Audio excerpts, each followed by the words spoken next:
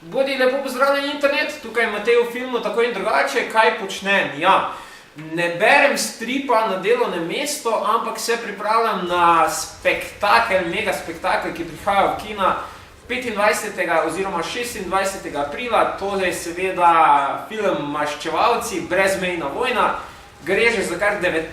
film po vrsti v Marvelovem kino univerzumu oziroma Marvelovem kino vesolju. Zato sem se odločil, da vam predstavim vseh dosedanjih 18 filmov, ampak pozor, v 18 sekundah ali manj.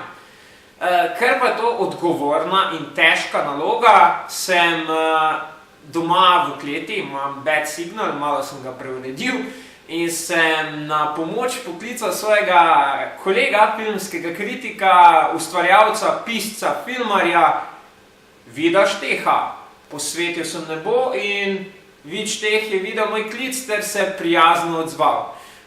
To je to. Se pravi, če se vam ne da pogledati vseh 18 filmov še enkrat, si pogledajte samo tale video, v katerem vam bomo z vidom predstavila vseh 18 filmov, za vsak film pa lahko porabimo največ 18 sekund. Uživajte ob videu. Prvo poglavje megalomanskega Marvelovega vesolja postreže z zabavnim in vznemirljivim akcijskim spektaklom Iron Man, v katerem spremljamo prepričljivo transformacijo egocentričnega proizvajalca orožja Tonyja Starka v Ironmana, humanitarnega borca proti zlu. Robert Downey Jr. perfektno utelesi naslovnega junaka, ravno pravšna mera akcije, humorja in drame pa naredijo iz Ironmana enega boljših predstavnikov filmov o superherojih. Neverjetni Hulk. Bruce Banner mora paziti, da njegov srčni utrip ne uide izpod nadzora, saj se v nasprotnem primeru spremeni v svojo dvojno osebnost, zelenega silaka Hulka. Dve pozitivni plati filma, Edward Norton v glavni vlogi in vratolomni pregon slednjega po ulicah brazilskega slama. Iron Man 2. Ali prvi Marvelov izrazit poskus sejanja malih idej, ki bodo čez čas rasle oziroma prerasle velike stvari skupnega vesolja. Kar se vsebine tiče enaka prvemu delu, s pomembno opazko, le precej slabša. Ena redkih svetlih točk filma je Sam Rockwell s svojo karikirano različico Lexa Luthorja v podobi Justina Hammerja. Thor. Vročikrvni bog groma je zaradi težav, ki jih je povzročil z nepremišljenimi dejanji, oropan svojega kladiva in izgnan na zemljo. Tako imenovano Fish Out of Water zgodbo zaznamujejo veličastni monologi in poetično pripovedovanje zgodbe pod taktirko Kennetha Branaha. Film pa se za razliko preostalih članov Marvelovega vesolja precej podrobneje posveti tudi zlikovcu, ki se končno ponaša s karizmo. Prvi maščevalec, Stotnik Amerika. Legenda o rojstvu in nastanku prvega maščevalca je z mešanjem živahne pustolovske zgodbe in tudi nekoliko komedije dober uvod v eno najboljših trilogij Marvelovega kino univerzuma. To, kar je režiserju George Hudstonu zmanjkalo denarju in tehnologiji pri snemanju filma Rocketeer, je izživel in dodobra izkoristil pri prvem Stotniku. Film, ob katerem stripovski navdušenci še danes doživljajo orgazme. Le kdo ne bi padel skupaj od veselja ob pogledu na skupno avanturo takšnih ikoničnih herojev, kot so Stotnik Amerika, Iron Man, Hulk, Črna vdova, Thor. No, tisti redki, katerim čeljust ni padla na tla, smo bili priča zabavnemu, kratkočasnemu, vendar predvidljivemu akcijskemu spektaklu, ki v ničemer ne izstopa iz množice ostalih in bistveno boljših filmov o superherojih. Sodeč po napovednikih se je za tretji del Ironmana pripravljalo nekaj veličastnega, spektakularnega in strašno napetega. Nenazadnje se Iron Man tokrat sooči z enim od svojih najhujših sovražnikov, Mandarinom. A namesto epa smo bili deležni dolgočasnega hladnega tuša, ki vse svoje potenciale nonšalantno zabriše skozi okno in se zgolj zadovolji z igro Roberta Downeya Jr., ki pa še zdaleč ni tako očarljiv in všečen kot pri prvem Iron Manu. Thor svet teme. Primer najbolj generičnega Marvel Studios filma. Nekonstantni ton, nezanimivo zgodbo, zmeden in razpadajoč tretji akt ter za nič zlikovca malenkost, ampak res malenkost oblaži vrnitev Toma Hiddlestona v vlogi Lokija. Z drugo avanturo Stotnika Amerike se je Marvel uspel nekoliko oddaljiti od reciklaže zvajane formule svojih prejšnjih filmov in postregel z napetim, nepredvidljivim, z vrhunsko akcijo in pikrimi dialogi nabitim političnim trilerjem, ki uspe ohraniti enako močan občutek za zabavo kot tudi dramatičnost. Varuhi galaksije. Marvelov uspeli poskus pretvorbe razmeroma obskurnih po vesolju potujočih junakov v zabaven in predvsem finančno uspešen izdelek. Humanoidni rakun, dobrosrčno drevo, zelena bojevnica, zabaven lovec na zaklade in topoumen, a zvest mišičnjak Drex so nenavadna skupina posameznikov, ki nekje na poti postane družina.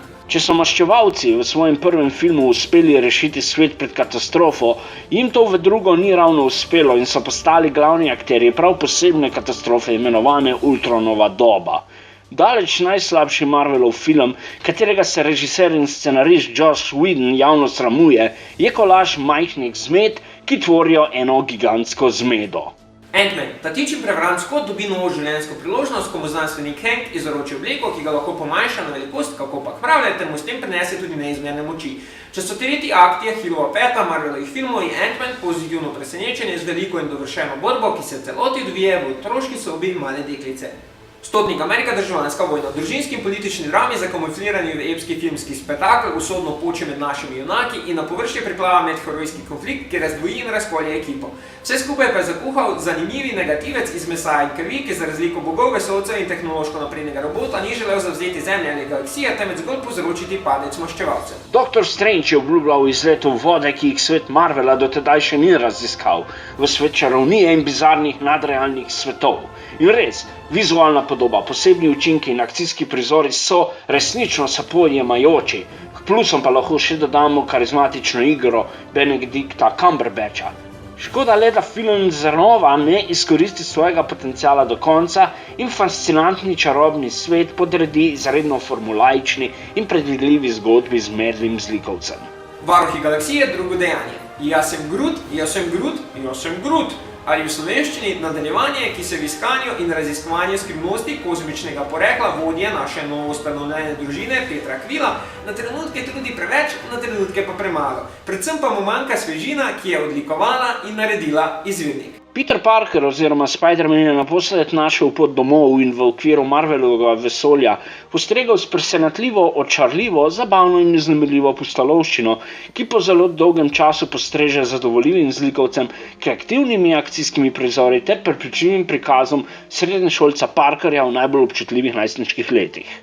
Tretja avantura Thora je zabeljena z odštekanim humorjem, karizmatično igralsko zasedbo in vizualno podobo, ki v marsičem spominja na film Varuhi galaksije, vendar film pri tem uspe ohraniti lastno identiteto. Škoda le, da Ragnarok na več mestih deluje otročje. Kate Blanchett kot zlobna Hila ne bi mogla igrati bolj nezainteresirano, akcijski prizori pa zaradi pogostega otročjega humorja izpadejo nekoliko nevznemirljivo in spominjajo na nedolžno otroško igro. Najboljši Marvelovi filmi so tisti, ki se uspejo izogniti sledenju že znani formuli in postreči z nečim nepredvidljivim in svežim. Črni panter je ravno to. Prepričljivo odigrana, napeta in z osupljivimi podobami kraljestva Wakande napolnjena pustolovščina, ki obeta, da bo Marvel v prihodnje vendarle prepustil filmarjem, da na svojih izdelkih pustijo več avtorskega pečata. Živijo, spet sem tukaj, spet sem nazaj. Upam, da vam je bil video všeč. Če vam je bil, pustite kak komentar, všečkajte video, napišite, kateri je vaš najljubši film, pri katerih filmih se z vidom motiva in zakaj se motiva, predvsem pa vabljeni k sodelovanju v nagradni igri, ki poteka na moji strani Matej o filmu tako in drugače na Facebooku.